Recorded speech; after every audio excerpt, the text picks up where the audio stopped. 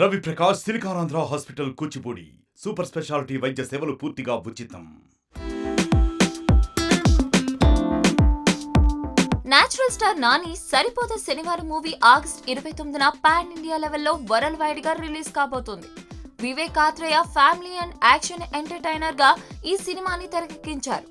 ఇప్పటికే మూవీ నుంచి వచ్చిన టీజర్ సాంగ్స్ ప్రేక్షకులకి కనెక్ట్ అయ్యాయి. అతని పాత్ర మూవీలో పవర్ఫుల్ గా ఉండబోతుందని తెలుస్తోంది. ఇదిలా ఉంటే ఈ మూవీకి సంబంధించిన బిజినెస్ క్లోజ్ అయినట్లు తెలుస్తోంది. డివివి దానయ్య ఈ సినిమాకి నిర్మిస్తున్నారు.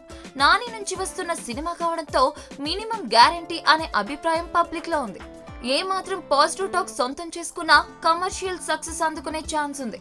అయితే సరిపోదు శనివారం సినిమాకి ఇప్పుడు కొత్త తలనొప్పి ఎదురవుతోంది.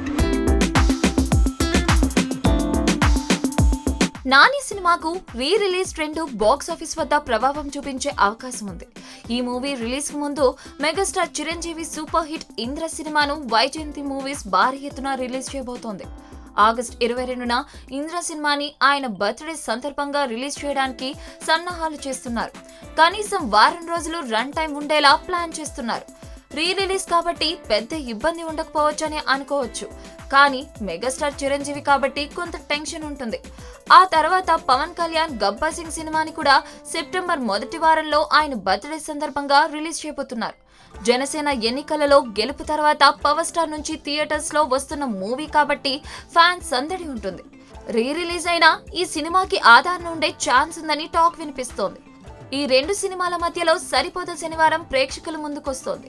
డివివి దానయ్య నిర్మాణంలో వస్తున్న మూవీ కాబట్టి థియేటర్స్ పరంగా పెద్ద టెన్షన్ లేకపోయినా సినిమా కలెక్షన్స్ పైన పవన్ కళ్యాణ్ చిరంజీవి ఇంపాక్ట్ ఏమైనా పడుతుందా అనే సందేహాలు ఉన్నాయి.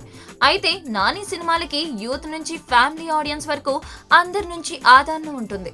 అందుకే సినిమాకి పాజిటివ్ టాక్ వస్తే కలెక్షన్స్ ని ఎవ్వరూ ఆపలేరని సినీ విశ్లేషకులు అంటున్నారు.